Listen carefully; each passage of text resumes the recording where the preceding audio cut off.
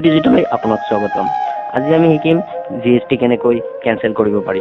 তাৰ আগতে যদিহে আপুনি আমাৰ চেনেল সাবস্ক্ৰাইব কৰা নাই তেনেহলে প্লিজ সাবস্ক্ৰাইব কৰিব আৰু লগতে বেল বটন প্ৰেছ কৰিবলৈ নাপাহৰিব।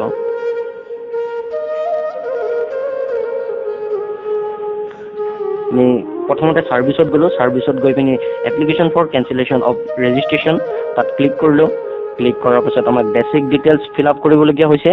ইয়াত আমাৰ বিশেষ একো কৰিব নালাগে, same address same as above তাত ক্লিক কৰিব আৰু সেভ এণ্ড কন্টিনিউ কৰি দিব। ইয়াৰ পাছতে আমাৰ কেনসেলেশন ডিটেইলছ বিচাৰিব। ইয়াত আপুনি কেনসেলেশনৰ ৰিজন এটা দিব লাগিব। ইয়াত আপুনি আপোনাৰ ৰিজন যেটো হয় আপুনি ৰিজনটো উচিত ৰিজন দেখুৱাব। হয়,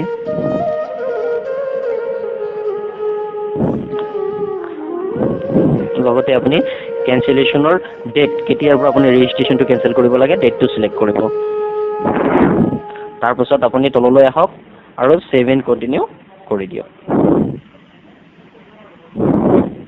শেষত আপুনি আপোনাৰ ভেৰিফিকেশ্যন দিব লাগিব। ভেৰিফিকেশ্যনত আপুনি এই প্ৰচেছ কেইটা কৰক।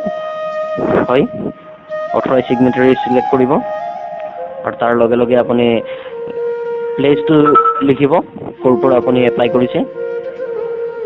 হয়, আৰু আপুনি সাবমিট কৰিব।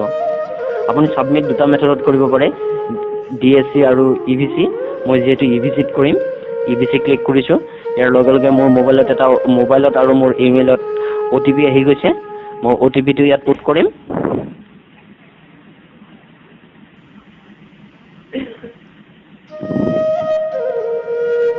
লগতে ভ্যালিড OTP কৰি দিম।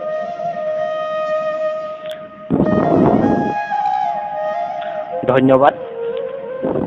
যদিহে আমাৰ চেনেলটো ভাল লাগিছে তেনেহলে প্লিজ লাইক কৰিব, শ্বেয়াৰ কৰিব আৰু সাবস্ক্ৰাইব কৰিবলৈ নাপাহৰিব।